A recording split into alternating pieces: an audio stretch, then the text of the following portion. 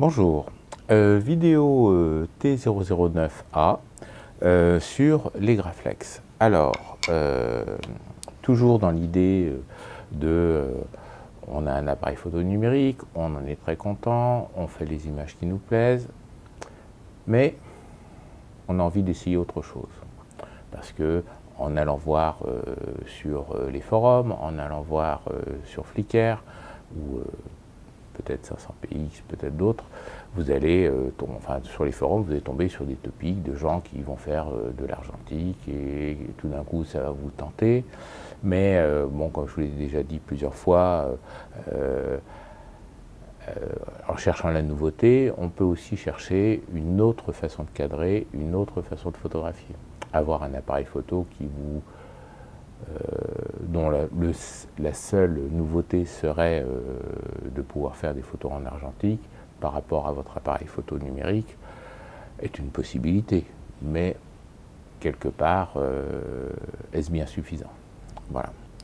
Et donc, dans cette recherche de nouveautés, de nouveaux horizons, de nouvelles façons de photographier, on peut être intéressé par le grand format, ce qu'on appelle le grand format. C'est-à-dire que vous avez le 24-36 qui est le petit format, donc qui correspond au full frame en numérique. Vous avez le moyen format qui correspond à des surfaces alors ça existe aussi en numérique, qui existe, donc ce sont des formats de capteurs plus grands que le 24-36 ou ce sont des formats de films qui utilisent du film 120, donc 120 étant un standard, voilà, c'est du film en rouleau. Alors ça c'est un film que j'ai déjà développé, donc il n'y a plus que le papier protecteur, mais voilà, ce sont des films qui font 6 cm de large, et sur lequel on peut faire tous les formats de 4,5, 6,6, 6,7, 6,8, 6,9, 6,12, 6,17, 6,24 voilà, centimètres. Et puis après, il y a ce que l'on appelle le grand format. Le grand format, lui, utilise du plan film, c'est-à-dire qu'on a un seul film par photo. C'est un carré de plastique, sur lequel est déposée l'émulsion, et il y a différents formats.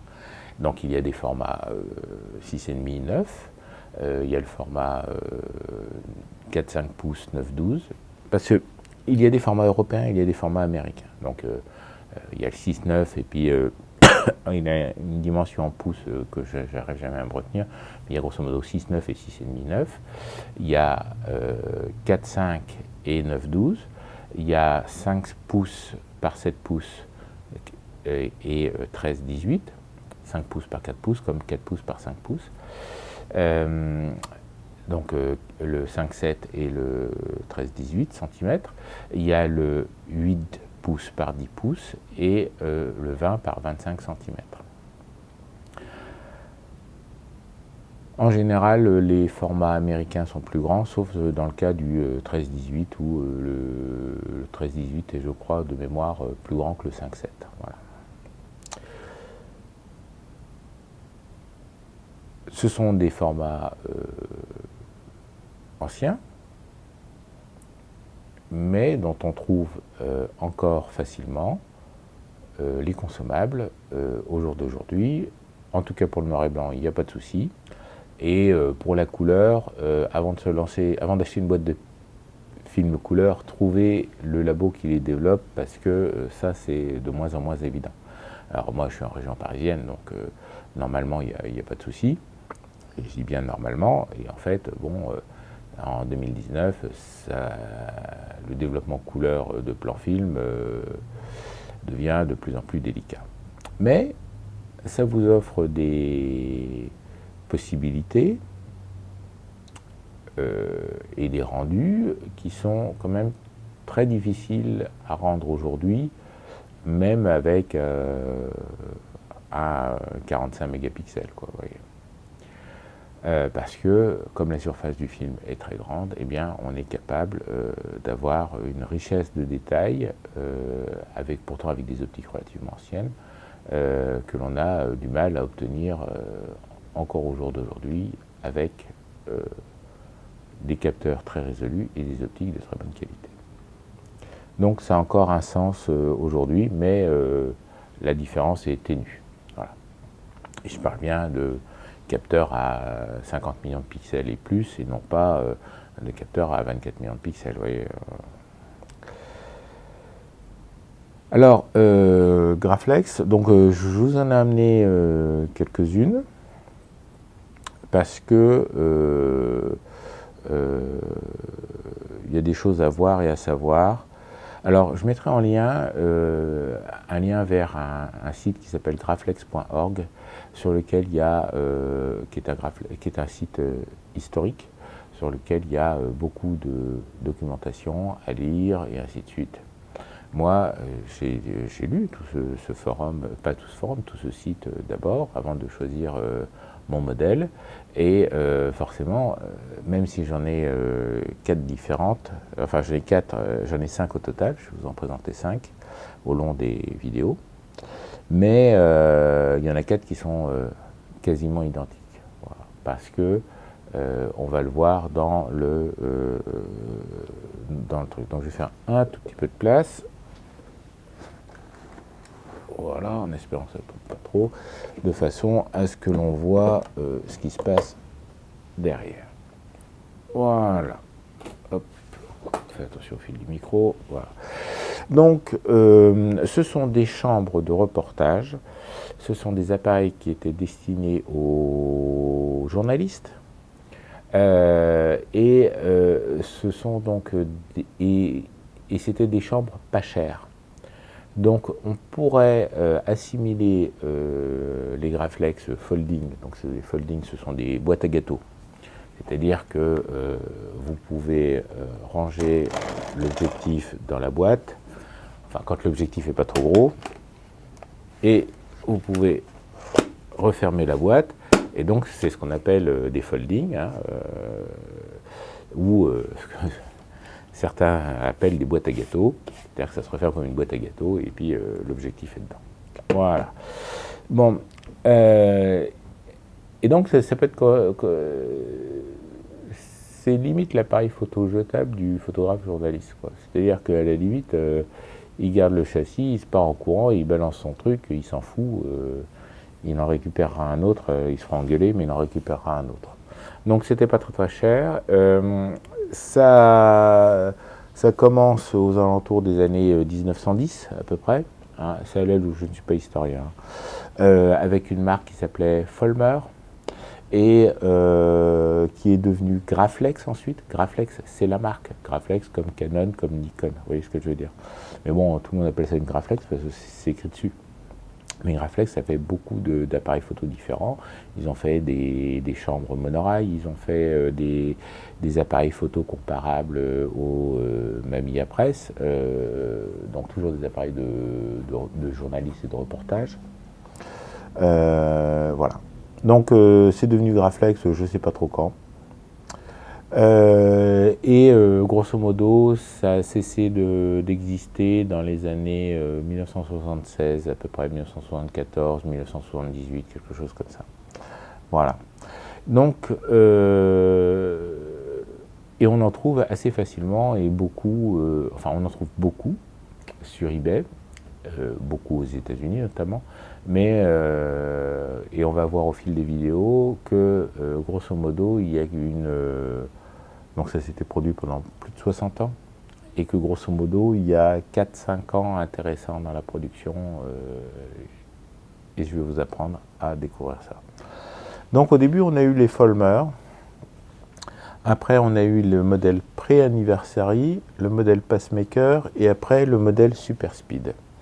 Alors, et la frontière entre Pre-Anniversary et Pacemaker, ça doit être 1950. Ces chambres sont reconnaissables parce qu'elles utilisent des planchettes à angle droit, voilà, des planchettes à angle droit, ce qui n'est pas le cas des suivantes. Alors, excusez-moi, il y a un peu de poussière, hein. La poussière est comprise, qui ont des planchettes à angle arrondi. Voilà. Alors, les planchettes à angle droit, donc ça, c'est une planchette originale que je vous ai amenée. Ce sont des planchettes en bois, hein, donc on peut faire ça facilement avec un bout de contreplaqué. Alors, ça peut être intéressant de se dire, bah oui, bah, mes planchettes, quand je vois le prix que ça coûte, je vais aller au Castorama du coin et puis je vais m'acheter du contreplaqué de 4 mm ou 3 mm et puis je vais en empiler deux plaques et puis je leur fais ma planchette. C'est une possibilité. Je vous le déconseille parce qu'il se trouve que les corps avant de ces chambres offrent pas de possibilité de bascule en général. Voilà. Après, le modèle Passmaker, lui, a inauguré une planchette. On va enlever ça, puis ça sera plus beau. A inauguré une planchette en tôle, qui est de la tôle emboutie. Alors ça, effectivement, c'est plus difficile à fabriquer soi-même, hein, même avec une lime. Parce que les dimensions sont quand même assez précises. Il y a des petits bossages qui vont bien pour venir serrer la planchette sur le corps avant. Et donc du coup, bon, voilà. Mais ça se trouve sur eBay assez facilement. Voilà. Donc il n'y a pas réellement, de raison de, comment dire, ne pas faire l'effort pour trouver une Graflex Passmaker. La Superspeed, qui a dû apparaître dans les années 70-74, la Superspeed, elle, a une forme résolument différente, très moderne, très jolie, magnifique. Mais je vous la déconseille aussi parce que elle n'a de speed que le nom, il n'y a pas d'obturateur focal et elle utilise les planchettes à ronde, hein, il n'y a pas de souci. Mais elle repose sur un objectif qui avait un obturateur central particulier qui montait au millième de seconde, puisque les obturateurs centraux sont en général limités suivant la vitesse maximum des obturateurs centraux, qui sont donc dans les objectifs. Hein. Voilà. Donc au milieu de l'objectif, là, on a quelque chose, et en fait, c'est un obturateur. Voilà. Donc là, je le referme. Et puis, je vais mettre un temps de pause, voilà, tac, alors je mange pour prendre un peu la lumière, pouf. Voilà, ça s'ouvre, ça se ferme. C'est dans l'objectif. Donc, alors, on retrouve ça dans les petits compacts numériques au jour d'aujourd'hui. Donc, la technologie en elle-même n'est pas abandonnée. Mais les chambres Graflex se classent en deux familles principales, les speed graphiques et les chrones graphiques. Les speed graphiques ont normalement un obturateur focal, je vais vous montrer ça, et les chrones graphiques, elles, n'en ont pas. Et il se trouve que la super speed, donc on pourrait penser que c'est une speed graphique, puisque c'est marqué super speed, en fait est une chrono graphique sans obturateur focal. Donc ça, c'est pas forcément gênant. Mais elle repose sur un télémètre qui est un télémètre à câble. Donc je vais profiter de la transition pour parler des télémètres. Il y a eu 3 générations de télémètres différents. Donc les premiers télémètres, c'était des télémètres fabriqués par Hugo Meyer. Après, on a eu les télémètres fabriqués par CalArt. Et après, on a eu les télémètres qu'on appelle Top RF, qu'on appelle graphique. Le problème de chez Graflex, hein, ils n'ont pas beaucoup de lettres dans le jeu de Scrabble, donc les noms se ressemblent beaucoup, donc il faut faire attention. Et donc on l'appelle Top RF ou télémètre graphique.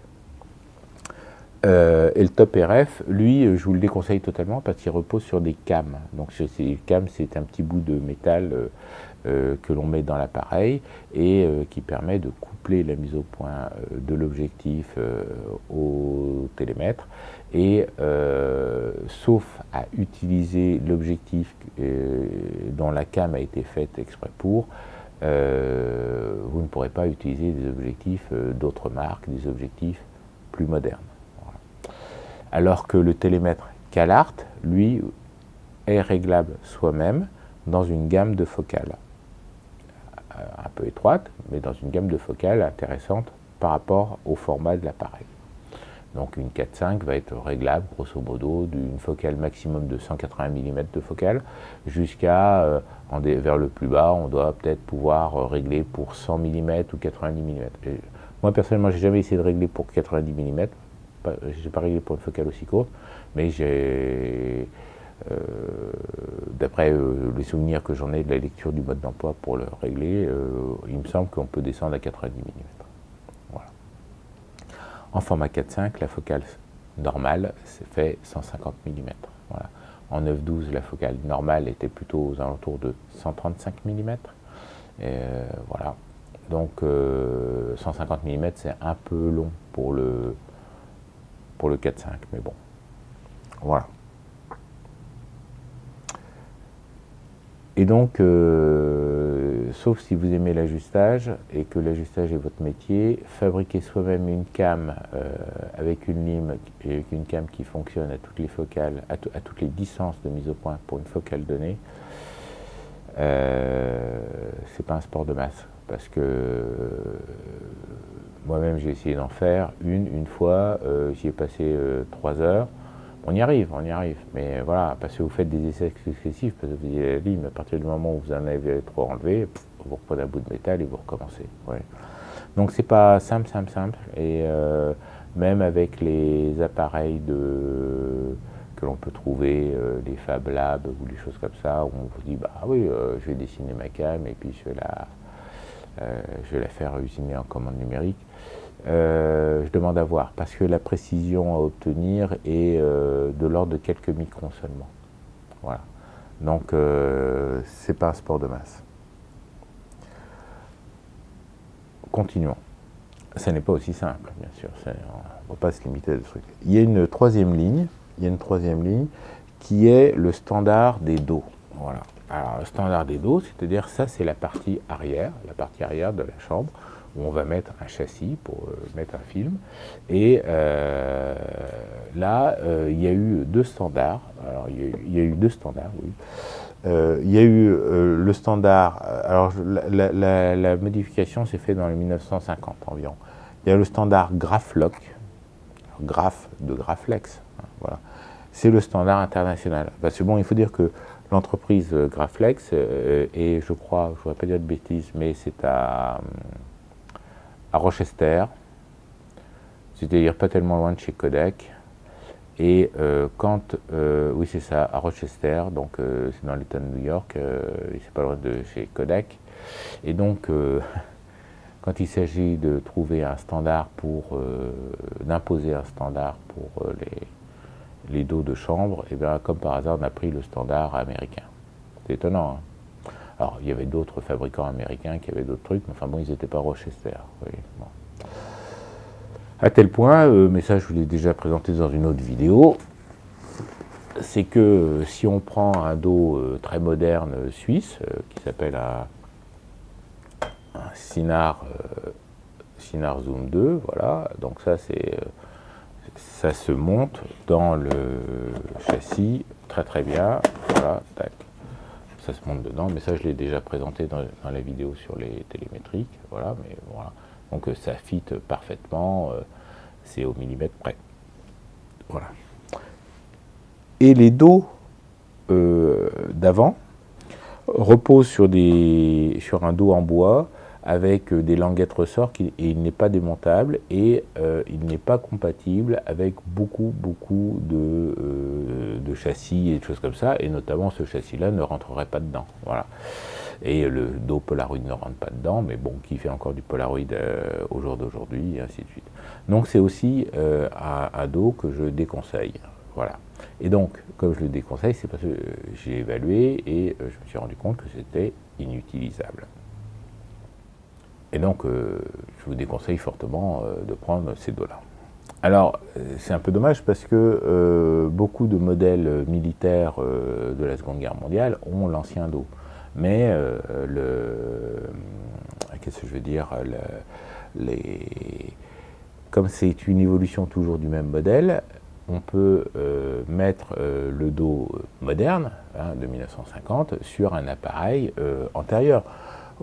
Sur un modèle pré-anniversary sans problème, et je pense que sur un modèle Folmer aussi, parce que l'appareil, le corps de l'appareil est en bois, et on peut très bien, et les trous filetés tombent en face des trous, c'est vraiment rien à changer, rien à faire.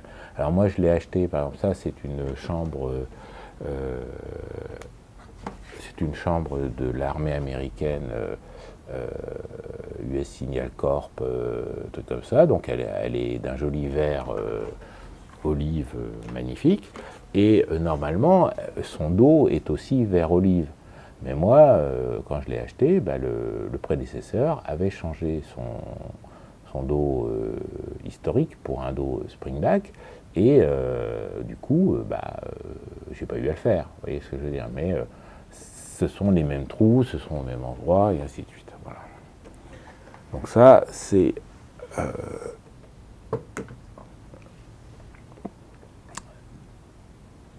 Et donc il faut faire attention à ça. Mais il y aura une vidéo sur comment acheter une Graflex, et où je reprendrai plus de temps pour expliquer les différences, et ainsi de suite. La plus grosse différence que l'on va trouver dans les Graflex va se situer au niveau des deux familles différentes, la famille Krone et la famille Speed. Alors, je vais chercher une Krone, que je ne me trompe pas. Alors, la Krone est facilement reconnaissable parce que sur ce côté-là, il n'y a rien. Voilà. Tac, si je les mets comme ça, voilà, tac, on voit, il n'y a rien. Voilà, il n'y a rien, il y a juste le télémètre. Donc, c'est une chambre qui n'a pas d'obturateur focal intégré. Et donc, on utilise avec exclusivement des objectifs à obturateurs centraux. Voilà. Donc, je replie le bousin. Le gros avantage de la Krone, ça va être au niveau de l'encombrement. Voilà. Donc si on met côte à côte une Krone et une Speed, voilà, donc là on a une Speed graphique, où on va retrouver là un petit papillon. Hop là. Donc là, la Speed, à contrario, on va retrouver, alors sur toutes les Speeds, on va retrouver sur le côté droit quelque chose qui permet d'armer l'obturateur focal qui est à l'intérieur, et quelque chose, donc là, ici, c'est le papillon chromé, voilà, ça c'est le papillon chromé qui permet d'armer l'obturateur, et puis on va trouver un déclencheur. Alors dans les pacemakers, le déclencheur est ici, dans les pré-anniversary et choses comme ça, c'est une espèce de gâchette, façon gâchette de pistolet, qui est de ce côté-là, voilà. Et voilà, donc la manipulation et l'armement de l'obturateur se fait sur le côté droit. Voilà, donc là on va voir une Speed, voilà, et là, je les mets à la même altitude, on va avoir la Krone. Alors j'essaye d'orienter ça correctement, voilà, donc là vous avez, alors faites pause, hein, et vous cliquez sur l'image, ça fait pause, et puis vous recliquez pour que ça redémarre. Voilà. Et bien on s'aperçoit que la Krone est quand même 1 cm, 1,5 cm plus courte que la Speed. Alors vous allez dire c'est un épiphénomène. Non, ce n'est pas un épiphénomène parce que, notamment pour la photo de paysage, avec la Krone, on peut encore utiliser le 90 mm et le décentrement vertical, alors que dans la Speed, le 90 mm est déjà dans la boîte à gâteaux. Voilà. Donc on peut pas utiliser le décentrement. Alors, je vous ai dit, ce sont des appareils photo de reportage. Donc ne vous attendez pas avec une Graflex à faire des photos d'objets, de studios, avec tout un tas de mouvements et ainsi de suite. Il y a des gens qui jouent de la lime pour modifier le corps avant afin de pouvoir avoir des bascules ou des choses comme ça. C'est quelque chose que je vous déconseille de faire parce que le gros avantage de ces chambres-là réside dans le télémètre CalArt, j'ai dit bien le CalArt et uniquement le CalArt, que l'on va pouvoir régler soi-même. Et donc du coup, l'appareil, vous allez pouvoir vous en servir comme d'un télémétrique, parce que c'est un appareil photo télémétrique. Et notamment pour tout ce qui est portrait, eh ben, c'est quand même plus rapide à utiliser que de passer par le dépoli et et mettre le châssis et fermer l'obturateur et enlever le volet et ainsi de suite. Voilà. Donc, moi, c'est des chambres que j'aime bien parce qu'avec ça, on peut faire de la street photo. Moi, j'ai déjà fait de la street photo avec une chambre pareille.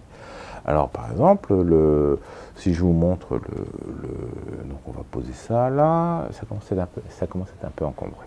Bon, on va poser ça là, voilà, tac, hop, hop. Et donc, par exemple, si je fais la poussière en même temps parce que, voilà, ça c'est amusant. Bon, et donc on utilise des châssis. Alors, ne vous inquiétez pas, on va en parler.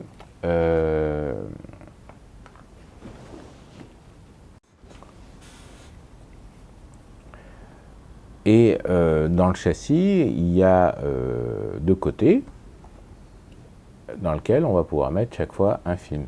Donc si je fais une simulation d'utilisation de la Graflex en portrait, bah, je sors mon objectif, voilà, tac. Je le mets dans la bonne position. Donc ça, j'ai pris la Krone, par exemple. Voilà, hop. Je mets mon petit déclencheur chinois qui va très bien. Voilà.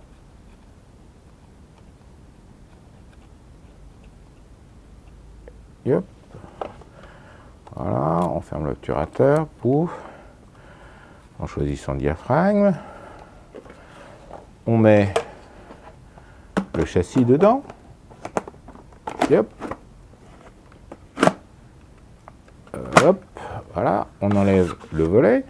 Il y a deux petites pinces à billets là où on peut mettre le volet du châssis au dos. On fait sa mise au point. Tac, hop, voilà. Hop. On fait sa mise au point. Pouf. On fait sa mise au point et après, clac. Voilà. Alors vous allez me dire, oui, mais t'as pas cadré. Bon, alors du coup, oui, j'ai pas cadré. Il a raison, à Courbevoie, j'ai pas cadré. Donc je remets. Alors les volets ont un côté blanc pour dire que c'est pas exposé. Voilà. Ont un côté blanc pour dire que c'est pas exposé. Voilà. Et puis il y a un côté noir pour dire que c'est exposé. Donc on remet le châssis côté noir. Voilà. Hop. On retourne le châssis. On remet le châssis dedans. Voilà. Alors on a deux viseurs. On a un viseur optique sur le dessus avec un réglage de parallaxe par rotation du bouton. Normalement le bouton tourne, voilà. C'est un peu grippé tout ça. Les distances sont en pied, hein, parce que c'est américain. Voilà. Et puis sinon on a un truc qui est vachement bien, qui est ça, voilà, tac, hop. Voilà, alors là on est en distance près, donc on le met à 6 pieds, voilà, tac. Et là le viseur est là. Donc je fais la mise au point là, pouf pouf, hop, je suis dessus. Alors j'ai oublié de l'armer, tac. J'ai oublié d'enlever mon en bazar, je le mets là, hop. Voilà, donc tu fais tes mises au point là, tranquille, tac, tac, tac, tac, hop, et dès que c'est bon, clac, tu cadres, pouf, et voilà, et c'est bon. Voilà. Et après, tu remets tranquillement ton bazar, ou tu pars en courant parce que tu as photographié le président en scooter et que tu n'as pas envie de te faire rigoler, ou ainsi de suite. Voilà. Tu replies ton bazar, tac. Ça, celui-là, il est souple, donc ça craint rien, et ainsi de suite. Voilà. Si vous passez par l'intermédiaire du dépoli, donc déjà, il faut dire que l'appareil est sur pied. Pour utiliser le dépoli, l'appareil doit être sur pied. Donc déjà, ça n'est plus une utilisation à main levée. Donc, alors les trépieds, il y a des vidéos sur les trépieds, c'est très bien, c'est sympathique. Mais là, vous faites du portrait posé, vous faites du paysage, vous faites des choses qui ne bougent pas. Et là, effectivement, le télémètre offre peu d'importance. Mais la focale, peut-être standard, offre aussi peu d'intérêt. Mais c'est beaucoup plus long. Parce que, bon, il y a un dépoli, hein, donc il faut se mettre, ouvrir l'obturateur, faire sa mise au point, fermer l'obturateur, régler le diaphragme, et puis après, bon, on met le châssis, on déclenche, et ainsi de suite. Bon. Moi, personnellement, le portrait au dépoli, j'y crois pas du tout, j'y crois pas une seule seconde. Voilà. Et la photo de rue au dépoli, on oublie, hein, voilà. Donc voilà, donc ça c'est la Krone. Et donc sa particularité, c'est de ne pas avoir du tout d'obturateur. Donc du coup, il faut utiliser comment ça s'appelle il faut utiliser des objectifs à obturateurs centraux. Ça n'est en rien gênant, hein, parce qu'on a un très grand choix d'objectifs à obturateurs centraux, et le gain pécunier d'acheter un objectif sans obturateur central, quand l'objectif existait en version obturateur central et sans obturateur central, le gain pécunier est nul, quasi nul, parce que voilà. Donc personnellement, moi, quand j'ai le choix, j'achète des objectifs avec obturateurs centraux. Et puis quand j'ai pas le choix, si l'objectif n'a pas d'obturateur central, ne me dérange pas puisque j'utilise essentiellement des speeds. La Krone, je ne l'ai acheté que pour quand je me balade avec une autre chambre que je vous présenterai plus tard, qui est une chambre d'une marque. La marque s'appelle Brand. Alors Brand, B-R-A-N-D, vous tapez Brand sur eBay, vous allez avoir tout sauf des chambres d'appareils photo. Et donc, mais je ferai une vidéo spécifiquement sur celle-là. Et donc, ma Krone, là, alors pourquoi j'en ai autant? Tout simplement parce que j'ai plusieurs gammes d'objectifs. Donc j'ai des objectifs chez Nikon, j'ai des objectifs chez Schneider, j'ai des objectifs chez Rodenstock, et j'ai l'Aero Hectar. Et donc mon but était d'avoir une Graflex réglée pour une marque d'objectifs. Voilà. Donc, et puis je suis rentré dans le système Graflex peu de temps avant d'acheter le système Rolleiflex, et donc je ne suis pas allé au bout de ce que je voulais faire, et voilà, et donc finalement j'ai réglé la Nikkor,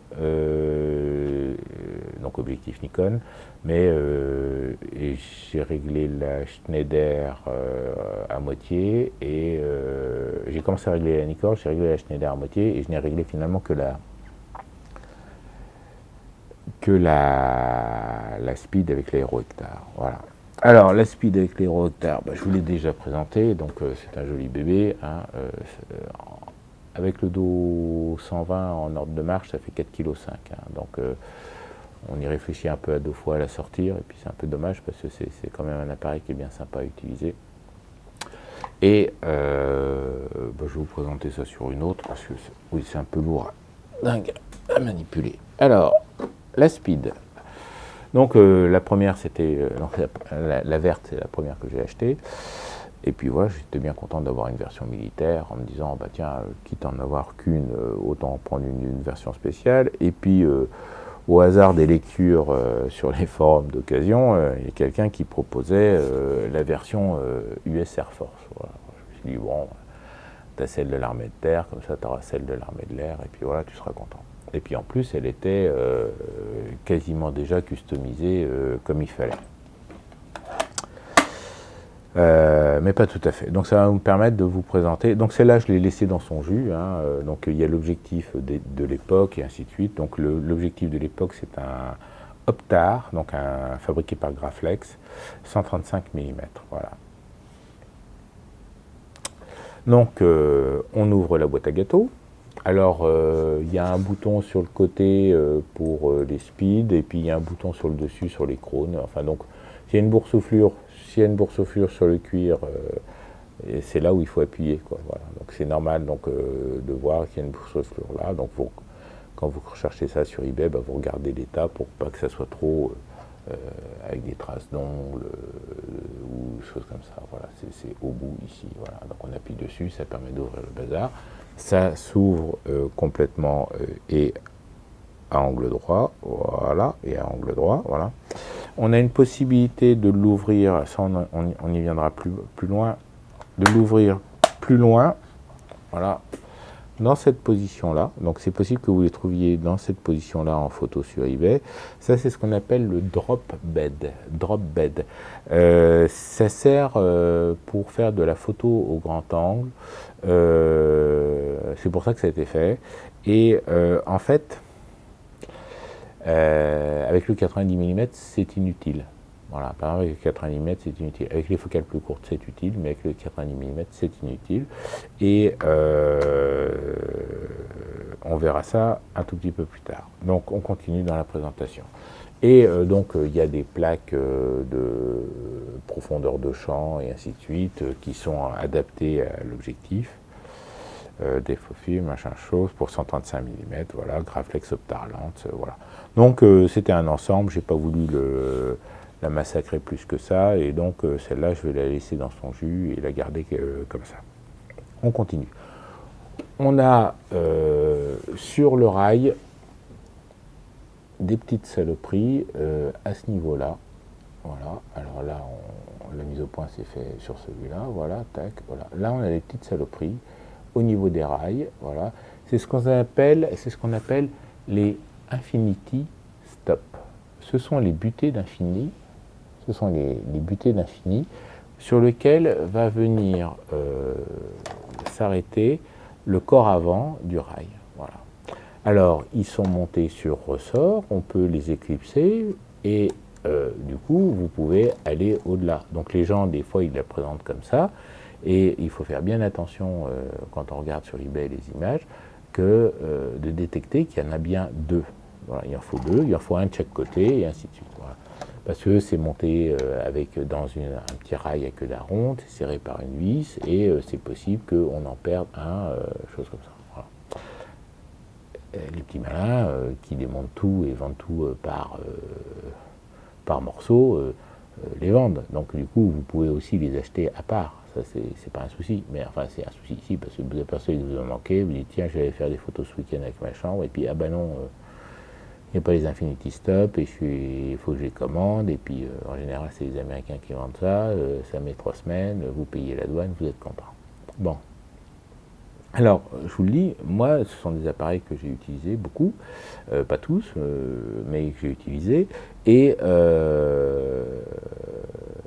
j'ai fait attention à tout ça avant d'acheter, et donc j'ai pas, entre guillemets, acheté n'importe quoi, j'ai pas acheté n'importe quelle version, donc moi, ce que je vais vous montrer, c'est, entre guillemets, c'est la version qu'il faut acheter, et c'est la version qu'il faut trouver, parce que celle-là, elle fonctionne, celle-là, elle offre des possibilités. Une des possibilités, et donc, ce drop bed est inutile, et parce qu'il est inutile, pourquoi? Parce qu'il n'est pas utile pour les focales inférieures, et la focale, il n'est pas utile pour la focale de 90 mm, et pour les focales plus courtes où il serait utile, je ne les utilise pas, sauf le 47 XL, et dans le cas du 47 XL, il ne descend pas assez. il ne descend pas assez. Donc avec le 47 XL, je peux faire du 6-12 sans que le bout du rail rentre dans le champ, donc le drop bench, je ne m'en sers pas. Et en fait, je ne m'en sers jamais. Et donc du coup, une des modifications que j'ai faites, c'est de retourner le corps avant. De façon à obtenir, alors il faut que je le desserre, excusez-moi, c'est plutôt dans ce sens-là, voilà. De façon à obtenir, oui c'est dans ce sens-là, voilà, tac, un mouvement de bascule vers le bas du corps avant. Et c'est à peu près la seule bascule intéressante en photo grand format. Parce que cette bascule avant va vous permettre d'avoir tout net sur votre route pavée, de devant l'appareil jusqu'au sommet du calvaire. Voilà. Donc celui-là, il est intéressant en paysage, donc en cadrage horizontal. Hein, voilà. Parce que pour passer en cadrage vertical, cette chambre-là, il faut la tourner. Voilà. Donc on va s'apercevoir que, c'est pour ça que je dis, c'est à tel point un appareil photo bas de gamme, que le cadrage vertical, ben voilà, vous tournez l'appareil. Alors vous allez me dire, bah oui, mais je fais déjà ça avec mon appareil photo. Oui, c'est pas faux, mais votre appareil photo, il est plutôt compact. Vous voyez ce que je veux dire, il ne pèse pas 3 kilos. Voilà. Et donc du coup,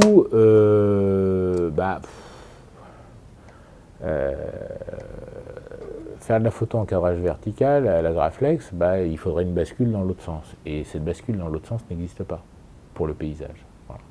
Et donc il y a des petits malins qui, en jouant de la lime, réussissent à vous en mettre une de bascule horizontale. Mais ils altèrent beaucoup le corps avant. Donc moi je ne le fais pas, parce que je trouve que ça ne sert pas à grand chose. Après ça, alors corollaire de l'inversion du corps avant, c'est que du coup le desserrage du mouvement suivant, qui est le mouvement de décentrement horizontal, il se retrouve caché derrière. Et donc il n'est pas non plus très utilisable. Mais là, donc là, alors vous allez voir, donc là je suis décentré complètement par là, et puis je vais le ramener dans l'axe, donc vous allez voir la différence, voilà, et je vais jusqu'à l'autre bout, voilà. Donc comment dire, c'est pas avec ça qu'on va faire grand chose, donc aussi ce mouvement-là est peu utile, il n'a pas une grande amplitude, donc je rappelle, ça n'est pas une monorail. C'est un appareil de reportage, c'est un appareil qui est fait pour faire de la photo à main levée, rapidement, et ainsi de suite. Voilà, c'est pas... Mais on fait des jolies choses avec, il n'y a pas de souci. Voilà. Par contre, le deuxième mouvement qui est intéressant, et qui lui est pleinement utilisable, même à main levée, c'est le décentrement vertical. Donc là, on a le porte-objectif, et là, hop, on peut monter l'objectif en haut. Donc avec ça, on va pouvoir photographier son paysage avec le sommet du clocher dans le champ, tranquille, quoi. Et paradoxe, c'est que donc celui-là, il a un verre sportif, et comme le cadrage sportif est attaché au corps avant, eh bien ça suit. Donc c'est pour ça que je dis c'est utilisable à la main, parce que vous maintenez l'horizontalité bien, et puis vous levez votre objectif vers le haut, et puis vous avez le sommet de la cathédrale.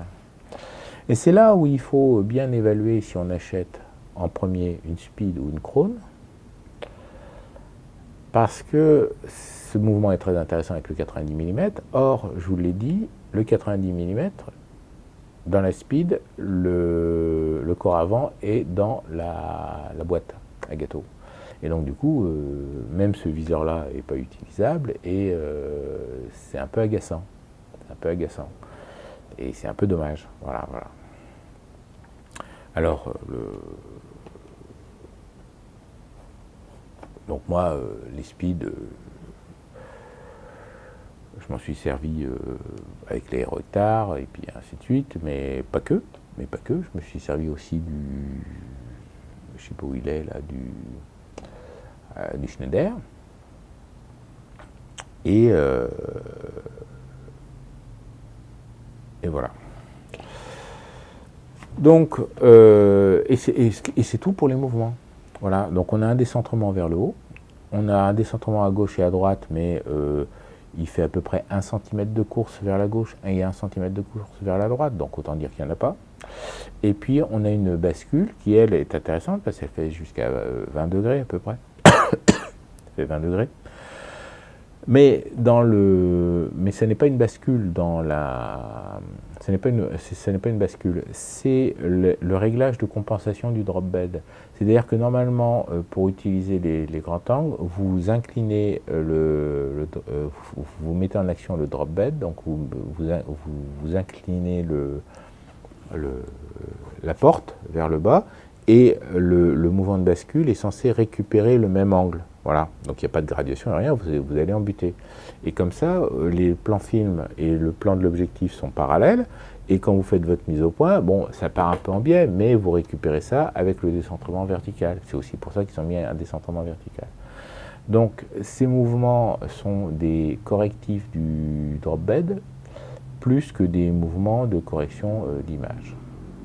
Voilà, on va poser ça. Et donc, moi j'ai trouvé l'astuce qu'on peut retourner le corps avant et du coup on a une bascule vers le bas. On va dire, tu as le drop bed, ça fait aussi une bascule vers le bas. Oui, mais sauf que ça fait une bascule vers le bas de 0 ou 20 degrés. Alors que là, on peut prendre une valeur intermédiaire. Donc c'est quand même pas mal.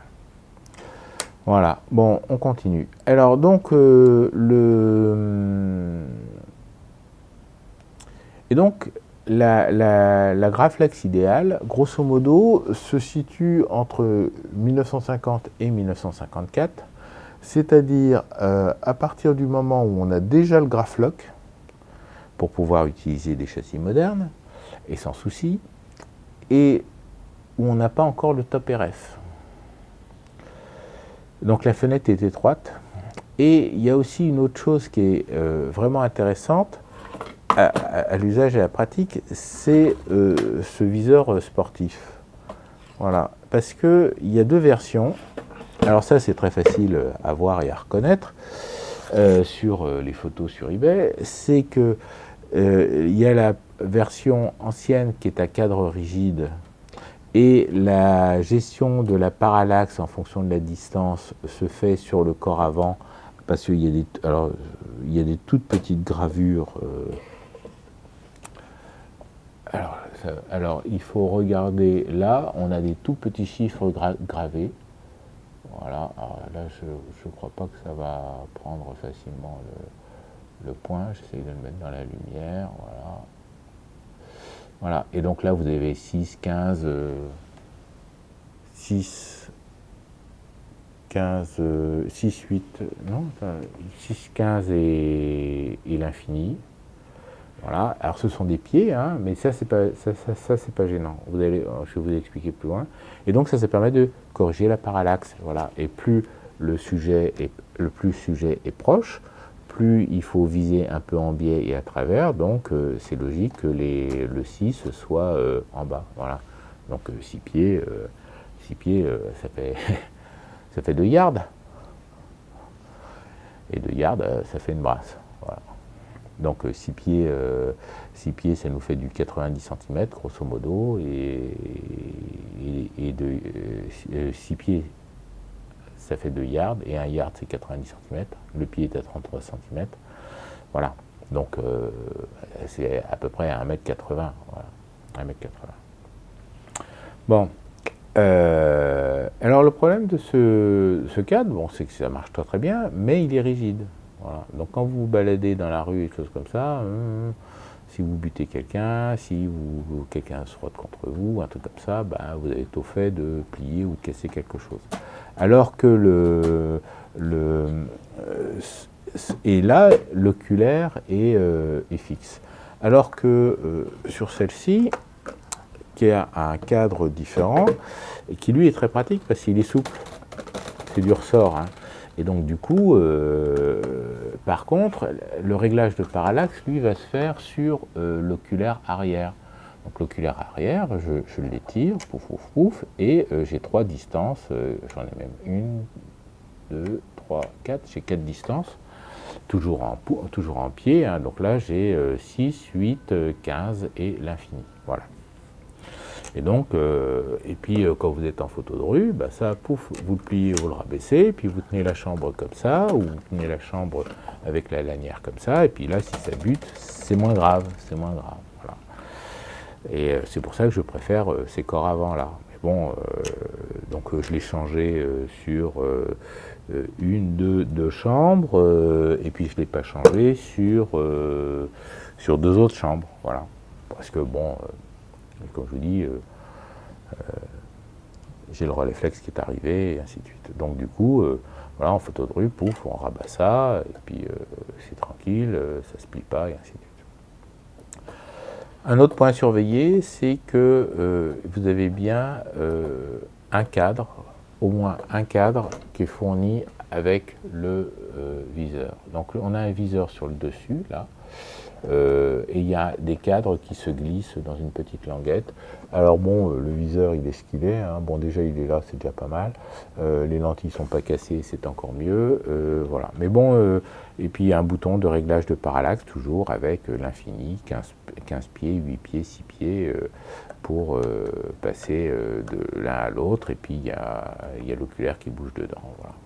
Personnellement, je préfère ce viseur-là, qui est bien plus précis qu'on ne le pense, qui est beaucoup plus précis qu'on ne le pense,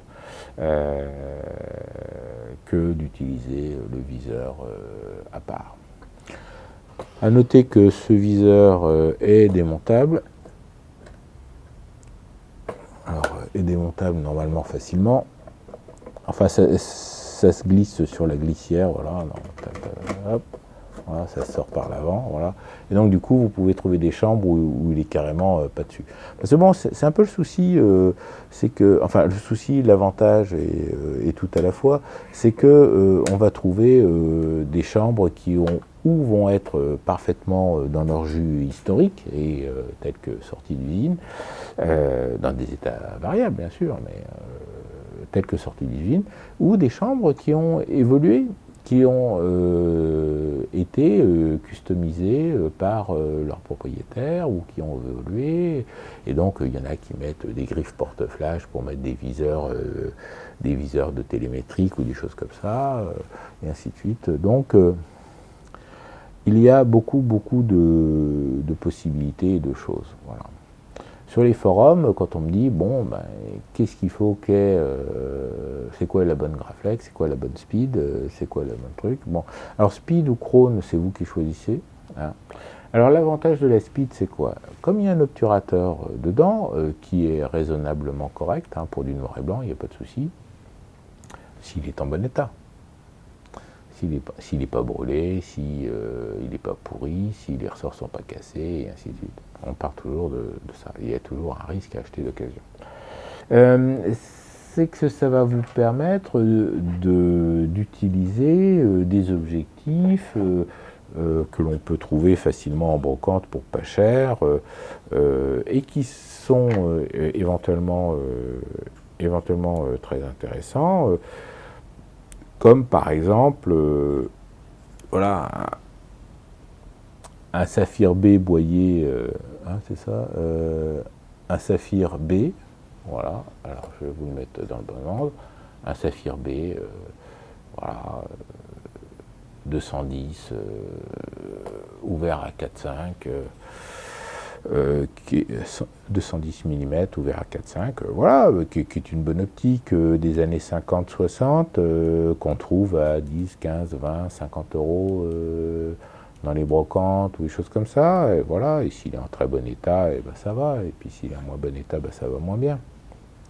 Mais bon, voilà, on trouve des choses qui vous permettent de faire de la photo sans mettre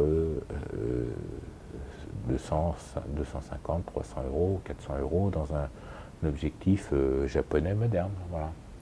Par contre, ouais, donc ça fait partie de mes premiers objectifs de, de ma première speed, voilà. Voilà, donc ça c'est un G Claron, c'est toujours un objectif de bande repro, un G Claron 210 ouvert à 9 cette fois-ci, voilà, ouvert à 9. Bon, ça se trouve très très facilement. Avec des prix éminemment variables, mais comme ce sont des objectifs, alors je vais vous montrer ça. Alors pourquoi l'intérêt de ces objectifs-là? Ce sont des objectifs de bande repro. Alors je vais essayer de le faire tourner. Ouais, ça, j'actionne le diaphragme et vous avez un nombre de lamelles absolument phénoménal et vous avez un truc parfaitement rond, quasiment tout le temps, hein, voilà. Donc c'est vraiment des objectifs. De ce point de vue-là, les diaphragmes peuvent être très très beaux. C'est l'intérêt des objectifs de bande repro, c'est qu'en général ils ont des très beaux diaphragmes parce que ça influence la diffraction et donc c'est une qualité indispensable pour leur travail.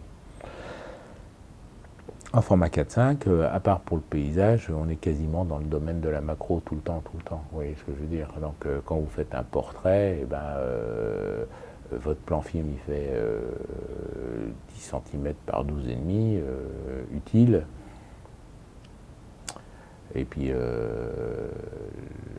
si vous faites un cadrage un peu serré, vous êtes tout de suite au rapport 1/3, 1/4. Donc, on est quasiment en proxy-photographie ou en macro-photographie, des choses comme ça. Voilà. Mais, par exemple, quand j'ai voulu utiliser le 90 mm, donc ça, c'est mon 90 mm, eh bien, pour pouvoir l'utiliser, je n'ai pas pu utiliser de planchette standard, parce que si je mettais avec une planchette standard, ça rentrait dans la boîte à gâteaux. Voilà. Et donc du coup, j'ai fait fabriquer par l'atelier la planchette qui va bien, quoi.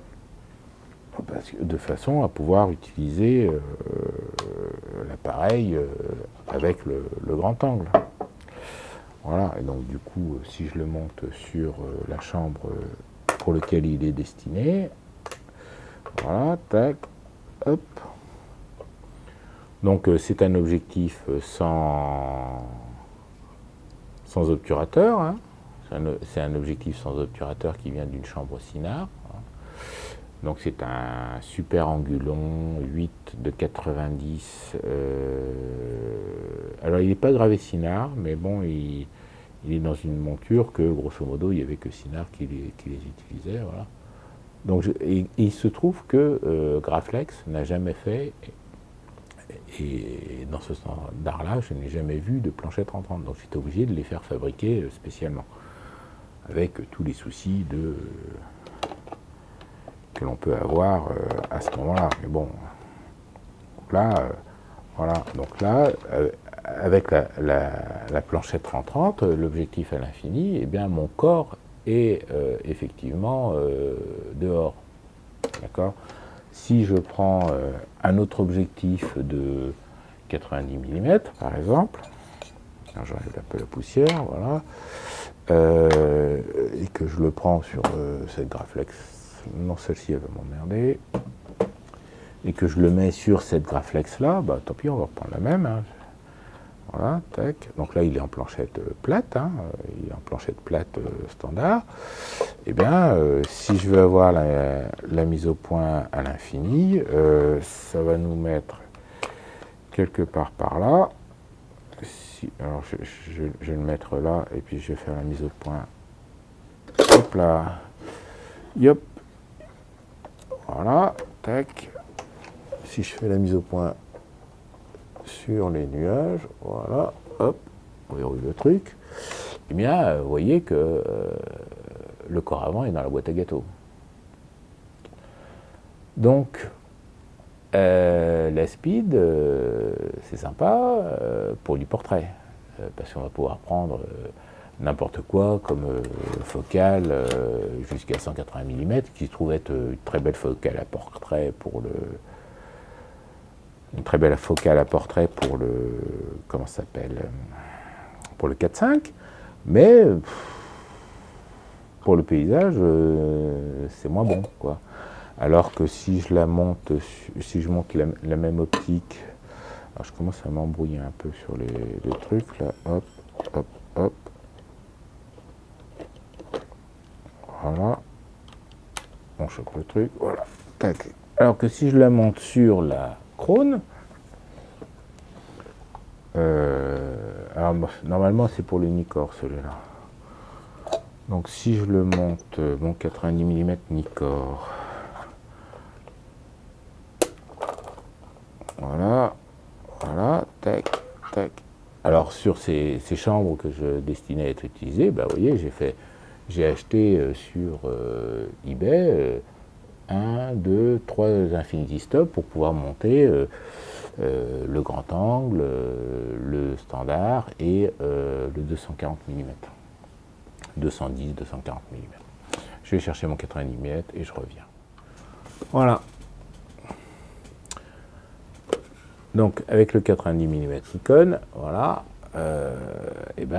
mon corps avant est sorti de ma boîte à gâteaux. Donc ça c'est sur la Krone, donc c'est la Krone, hein. Et je peux encore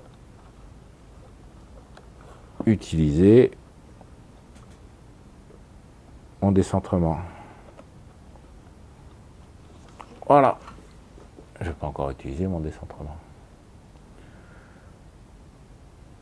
Donc du coup, alors comme on dit sur Galerie Photo, bah, il faut les deux, hein. Alors, quand je me suis intéressé à la Graflex et que je les ai achetés, on les trouvait aux alentours de 200, 250 euros, frais de port compris, quoi. Ouais. La verte, là, qui est un modèle, non, c'est pas la verte, c'est la verte qui est par terre, là, je l'ai eu pour 200 euros, frais de port compris. Ouais. Mais bon, ça commence à dater. Alors je fais attention parce que moi, il se trouve qu'à partir du moment où j'ai acheté quelque chose et que ça me convient, j'arrête de le regarder et de le surveiller. Donc je ne suis pas les cours de la Graflex très très longtemps, et choses comme ça. Donc ça fait longtemps que je n'ai pas regardé les prix et il est possible que c'est changé. Dans une autre vidéo, je vous parlais du Douk à 6 euros. Le prix, je ne l'avais pas inventé, hein. C'est le prix que je les payais dans les années 2000 quand j'étais du côté de Clermont-Ferrand. Voilà. Et il se trouve que maintenant, un Douk, c'est plutôt dans les 20, 23 euros. Donc oui, les prix évoluent, quoi. Et pas les salaires, c'est étonnant. Alors, heureusement, il y a quelque chose de stable, hein. Les salaires n'évoluent pas.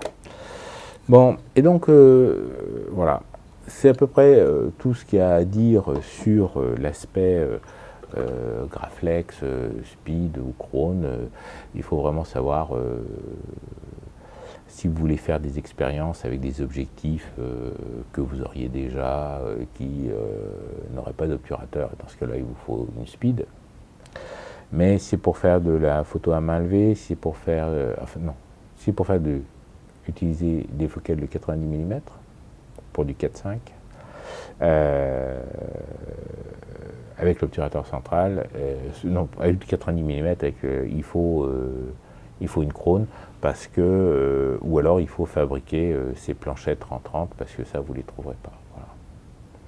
Donc moi, il se trouve que j'en ai eu besoin pour le boulot. Donc j'ai dit, ben moi pour le boulot, j'ai besoin d'aller faire des photos, j'ai besoin de faire des photos Polaroid. Et donc du coup, j'ai mis un dos Polaroid sur la Speed, et puis je suis parti là-bas, j'étais faire mes photos, et donc j'ai dit, ben moi, j'aurais besoin du 90 mm, et j'ai pas la planchette, il faut me fabriquer la planchette, et voilà.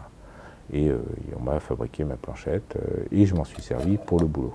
Voilà. Donc, que dire de plus? Alors, je ne sais pas trop quels sont les prix actuellement, donc regardez, j'achète ça sur eBay, j'ai acheté ça sur eBay, tout vient des... Alors, j'ai acheté ça sur eBay, non, ça je l'ai acheté sur Galerie Photo, celle-là je l'ai acheté chez Elle vient de l'île de Ré, là. Enfin, du côté de l'île de Ré, il y avait un spécialiste, je ne sais pas s'il y est toujours, des Graflex, et il en remettait en état, il les revendait, et ainsi de suite, et voilà. Et donc celle-là, elle vient de chez lui. Voilà. Bon, je pense que ça va conclure cette vidéo de présentation des Graflex. Après ça, la vidéo suivante va être une vidéo pour... on va revenir plus en détail sur justement les points de détail et à regarder, à vérifier, et puis je vais changer d'objectif et on fera des close-up et des choses comme ça pour voir ce qu'il faut voir. Donc soyez éco hein, pour essayer de comprendre, optimiser. Allez sur graflex.org pour voir et lire les différents les modes d'emploi et ainsi de suite. Et puis regardez la vidéo suivante pour apprendre à ce qu'il faut voir et reconnaître des problèmes pour acheter une Graflex éventuellement. Voilà. Sinon, c'est un bel objet. Hein, quand la ceinture est bien, ça se porte comme ça. C'est pas très lourd. Hein, c'est pas très lourd. Et c'est sympa à utiliser. Pour la photo de rue, et le traitement du plan de film 4.5 noir et blanc n'est pas réellement un problème. Voilà. Et en plus, ça peut se faire au début avec du film ortho que l'on pourra regarder en lumière rouge et développer dans une cuvette comme on développerait un papier. Voilà. Donc, soyez éco et faites des images. Au revoir.